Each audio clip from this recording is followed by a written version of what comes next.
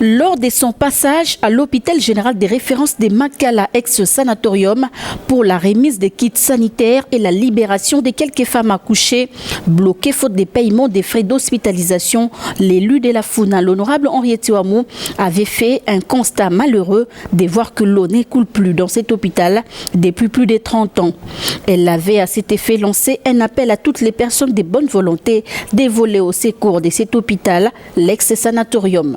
Boyebi ke na hôpital ba mama bazo bota batu bazo zoka ba pota bazo bela ba prisonnier bazo uta prison bazo na awa pona ko soigner bango mais litanga ma ezate régime des oies sala musana nango ba mekape ko tala pe ba hôpitaux bazana besoin posa mai makasi eza normal te mama zo bota pe mai ata litanga ma ezalate. Ces cris de l'honorable Henriette Ouamou Ataminia a trouvé un écho favorable. Désormais, l'eau coulera à flot à l'hôpital de Makala grâce à la construction de ces forages mécaniques d'eau et d'adduction financés par l'église de Jésus-Christ des Saints des Derniers Jours, inaugurée ce mercredi 9 septembre par l'inspecteur provincial de la santé. Ces forages construits dans l'enceinte de l'hôpital de l'ex-sanatorium va résoudre le problème des dessertes en eau potable qui se pose avec acuité depuis la création de cet hôpital dans les années 50.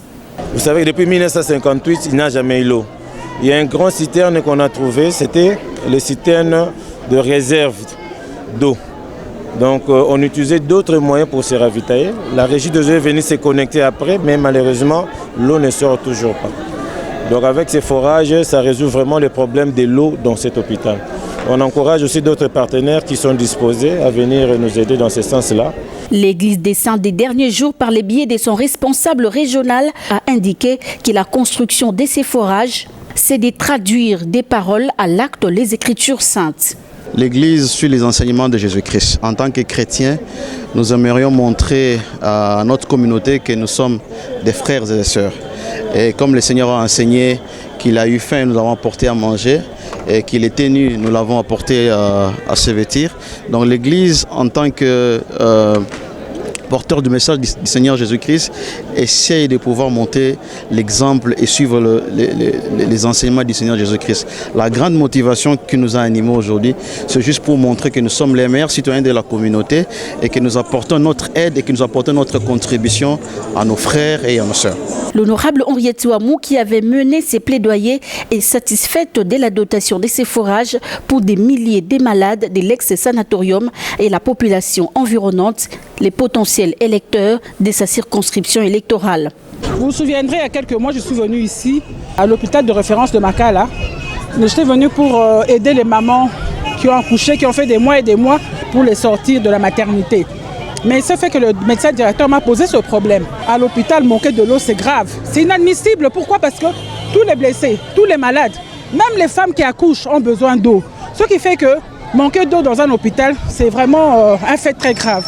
Et aujourd'hui, quand j'ai appris par le médecin directeur qui avait l'église des Saints des Derniers Jours, qui a posé cet acte très généreux pour pouvoir aider l'hôpital et la population du coin, je dis je ne peux pas manquer cet événement. L'élu de la Funa, l'honorable Henriette Ouamou, a clôturé sa journée dans la commune de Bandalungwa sur avenue Inga au quartier Adoula pour une visite de réconfort à la famille de l'un des pionniers de l'UDPS, Georges Ngandou, décédé le dimanche 6 septembre dernier à l'âge de 69 ans suite d'une courte maladie à l'hôpital Saint-Joseph.